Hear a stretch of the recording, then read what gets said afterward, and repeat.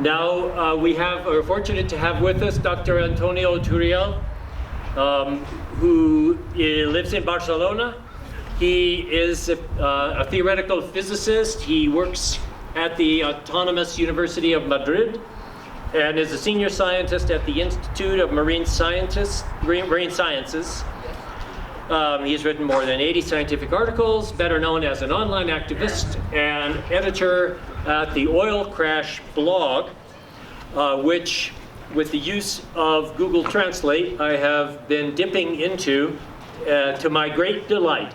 And so we are very happy to have Dr. Antonio Turiel with us today. Thank you so much.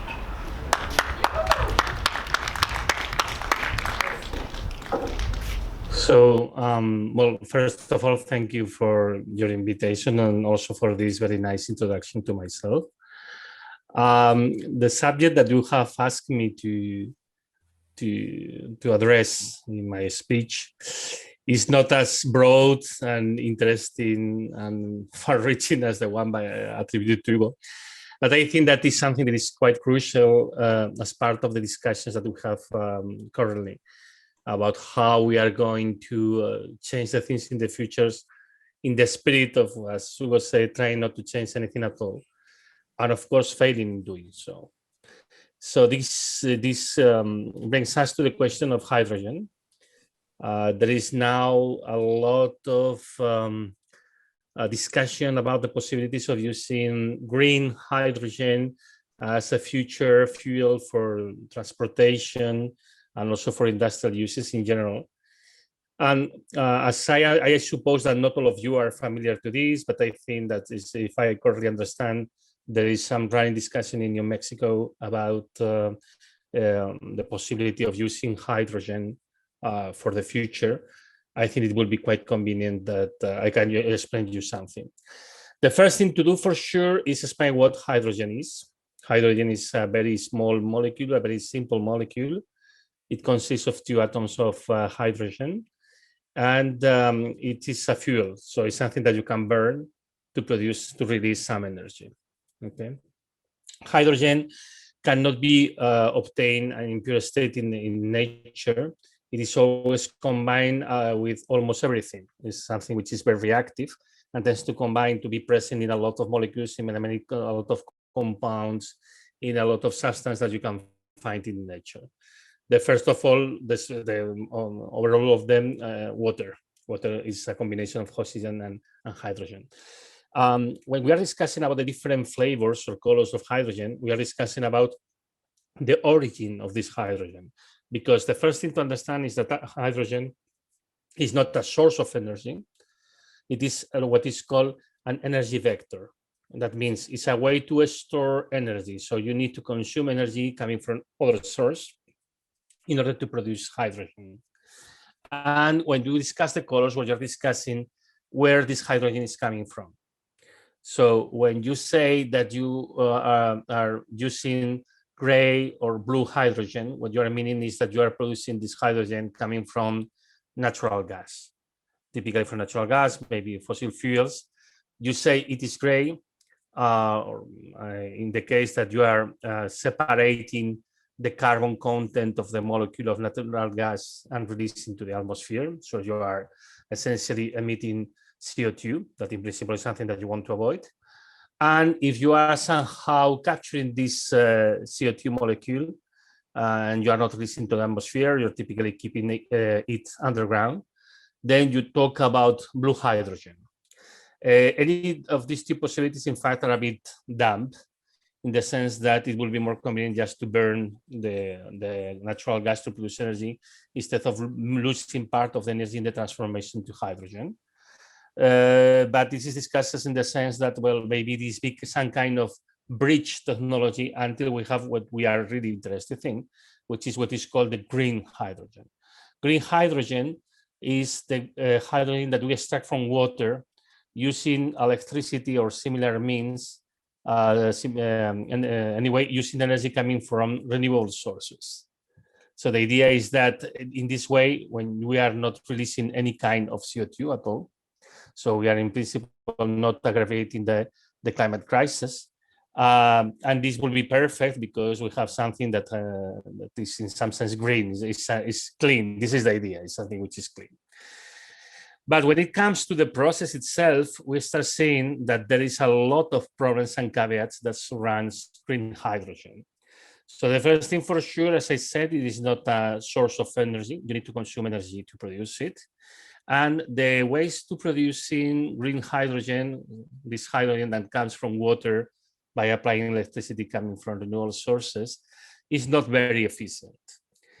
In the process of separating the hydrogen from the oxygen, you are typically losing around 50% of the energy. The most common commercial electrolysis plants have efficiencies that are in the mark of 50 something percent. So you are losing a bit less than 50% of the energy. Of course, in a lab, in very controlled situations, you can have a performance better than this, but in real situations, real operations, a large scale commercial facility, this is the typical performance you're going to obtain. Sometimes the proponents of this technology say that the efficiency is better, but because they are just looking at to a part of the energy that is consumed, for instance, electricity, and they talk about electric efficiency, but you need to consider all the forms of energy that are introduced in the process. For instance, something that's important is that water is previously heated before being trying to be separated by electricity. So you have the first losses that concern the process of creating the hydrogen from electricity using water. And then the question is, how are you going to use this hydrogen? If you are using this hydrogen for chemicals, for the industry of chemical products, or for instance, you are using it to produce fertilizers, or you are using this to produce some acids, use it in the chemical industry, well, this is okay. I mean, you are not going to incur in additional losses. If you are using it just needs a lot of heat, for instance, when you are making concrete, for producing concrete, or ceramics, or other industries in which you need to consume a lot of, produce a lot of heat, then, well, this is okay. You have just the 50% that you have in the production of the hydrogen, but it's okay. The main problem comes when you want to use hydrogen in engines. For instance, what is the core of the European strategy for trying to maintain trucks and heavy machinery, including tractors, harvesters, and all kind of machinery working on hydrogen engines, then the losses increases a lot.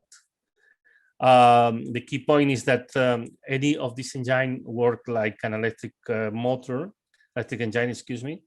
You have first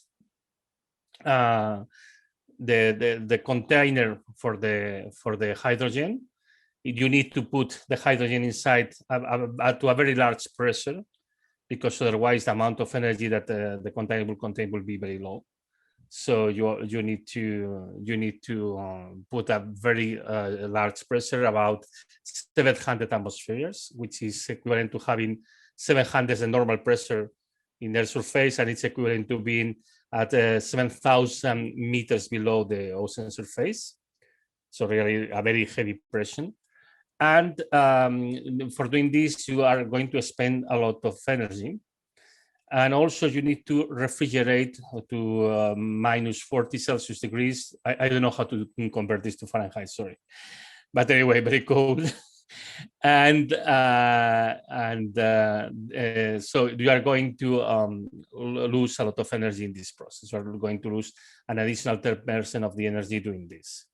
Then this hydrogen in this hydrogen engine will be transferred to a fuel cell. A fuel cell is a system that converts any fuel in electricity.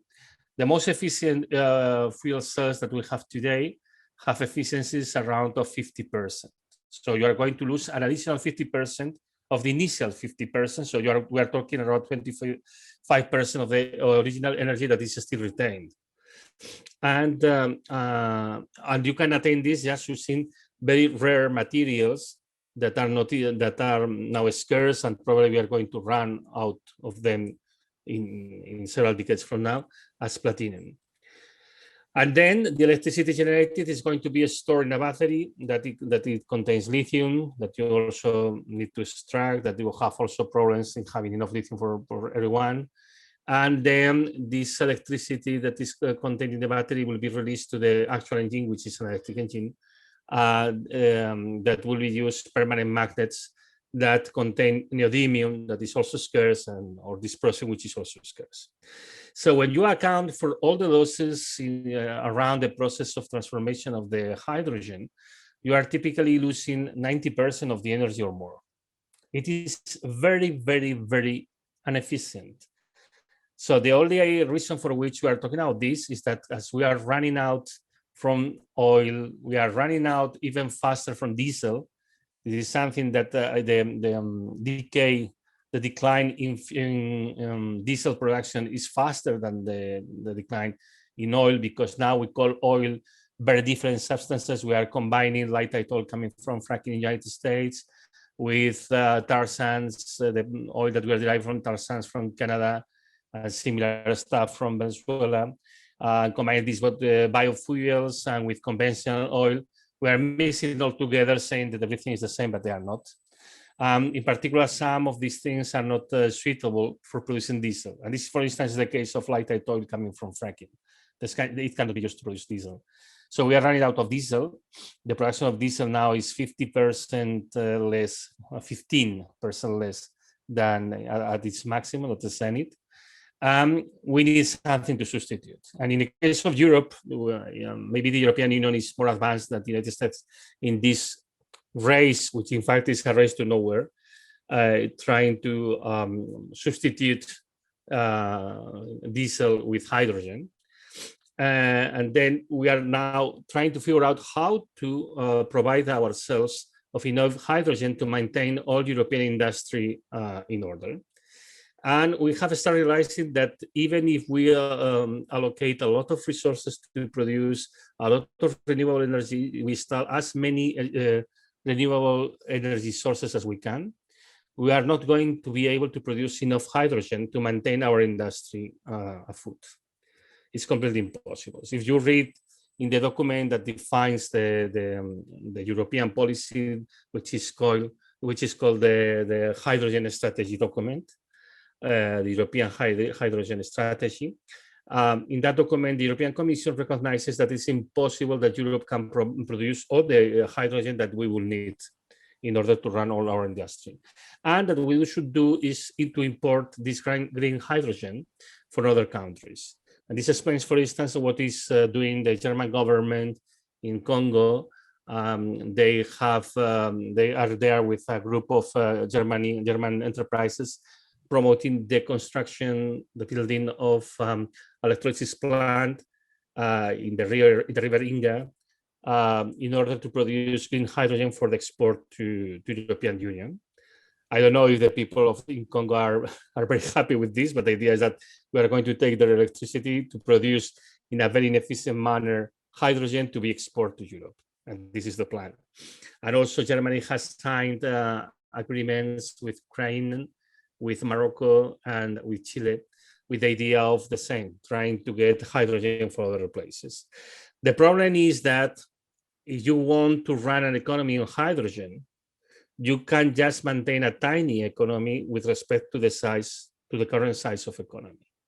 So the only way you can have a functional hydrogen economy is that you reduce the amount of people that have the benefits coming from the current fossil fuel civilization, and you restrict to privileged few cities or regions, while the rest is probably abandoned in abject misery.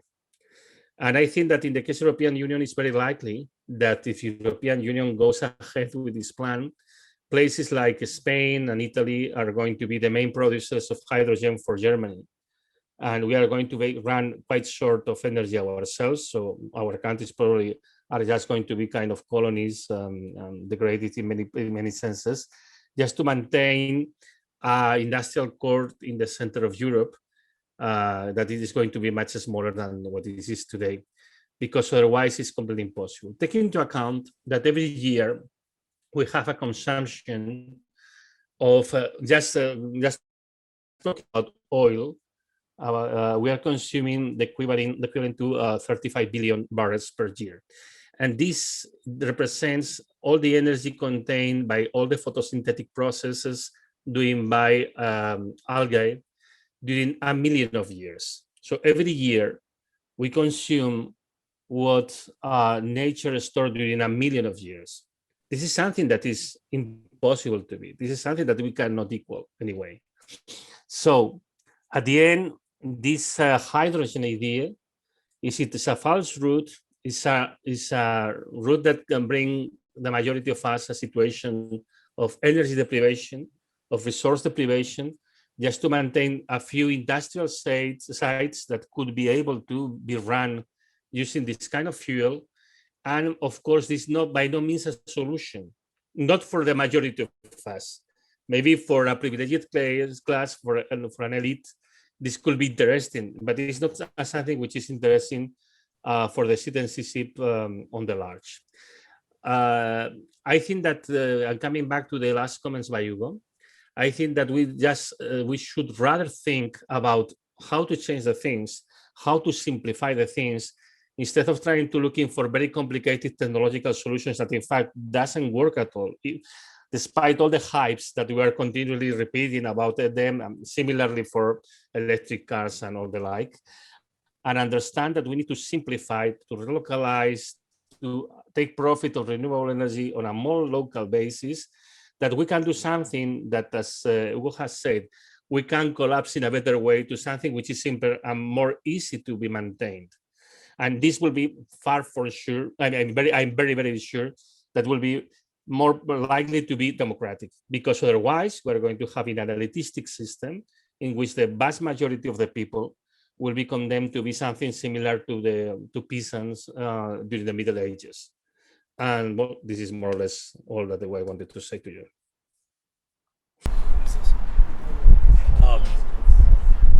So, Dr. Turiel, he can't hear you, but he can see Trish. Get the microphone. Lydia's going to turn it on. Okay. I have some copies of a recent blog post that summarizes some of these points from Dr. Turiel. It's very important, and we have some copies here, so not enough for everybody quite, but enough for many. I don't know if Dr. Turiel can hear me. Okay. I should have said that just a few feet from us, a grand plan for making the future of this state dependent on blue hydrogen is taking place. It's just maybe 50 meters that way and 20 meters or 15 meters up. And so that would be the governor's office. And unfortunately, she's not here with us today, but we will make sure that she understands this better than she has. As you know, our Department of Energy is pushing this, and they're pushing it very hard in this state. So your comments are especially important for us here, and we thank you very much. Now, do we have any questions that people may have now? Benton.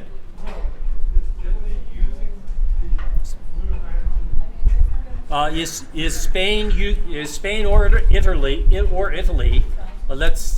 Can I add Netherlands? Okay. Using blue hydrogen now, or is this still in the future? Taking account that blue hydrogen implies that you are capturing the carbon dioxide in some way. Yes. And this is thermodynamically a trap. You are spending energy, and in fact, you are spending a lot of energy. These technologies for carbon capture and storage, now they say also utilization. So they will say carbon capture, utilization, and storage. In fact, they make absolutely no sense from the thermodynamic point of view. They are completely absurd. because you are going to spend a lot of energy. The typical approach for these technologies was saying, okay, we are going to capture the carbon dioxide, and to inject it underground and keep in a geological reservoir.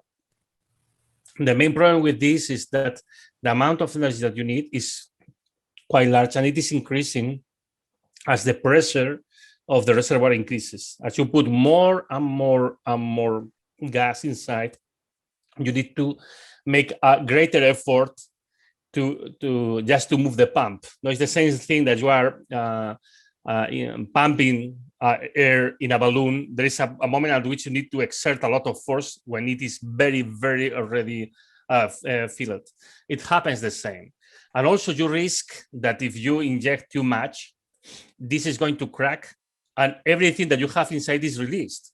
So after doing a lot of effort and spending a lot of energy, you will have done nothing at all at the end. It's completely absurd. So the idea of blue hydrogen is, in my opinion, is a way to divert attention from the fact that it's going to be impossible to produce the amount of green hydrogen that the emerging enterprises, the emerging technologies are supposed to be used in the following years. Taking into account that we are talking about a multi-million, I would say not business, but a scheme, trying to take profit of all this technology that is being posed, and trying to give you the idea that this kind of thing can be ramped up in order that everyone is going to have the benefits of it. And it is not. I mean, this is going to be just for very privileged regions, while the rest will be the providers of this green hydrogen on the long run. So they are saying, okay, with this blue hydrogen, this is a bridge, it's a temporary solution. You learn how to work with hydrogen. At the end, this is not going to be the case. It's not going to be blue. They're going to release the CO2 and completely combined. So they're going to say they're going to capture. They are not going to do this because it's quite expensive. And with that, they will try to improve the knowledge of how to use hydrogen. And at the end, this hydrogen in the long run, the green hydrogen that they want to use, as I said, is just for being enjoyed by a really tiny minority. Now, thank you very much. Thank you. Do you have any final thing you want to close with? Well, for me, the key point is a bit like in the spirit of the things that Hugo has introduced previously, take into account that now we are in a situation in which some sort of collapse cannot be avoided. But what you can choose is the way in which you are collapsing. And you can collapse in a more democratic manner, or you can collapse in a more authoritarian manner. And this is the actual truth of the thing. So they tend to give us comfort telling technological tales that we are going to be able to do incredible things that we have never been able to do during all these decades. But now magically they're going to appear to pop up and to allow us to do the thing. Don't trust these tales. These are absolute tales. I understand it have a lot of opinion, but they are not true. And the question at the end is go local, go resilient, taking into account that climate change is for real and it's going also to complicate your life. So you are going to struggle many things at the same time, but if you understand well what you are doing and you take a decision of doing the right thing, you can thrive even. You can improve your lives in many senses, maybe very different from your current expectations, but you can live a very plentiful life if you just take the appropriate decisions, and mainly you don't allow others to take your decisions for you. Thank you so much. Yes. Thank you so much. And, Thank you. okay. Bye-bye. Oh, yes. What you heard from these two individuals was distilled from many, many years of work and conferences and work with their colleagues in the United States and in Europe. So we're very happy to have them.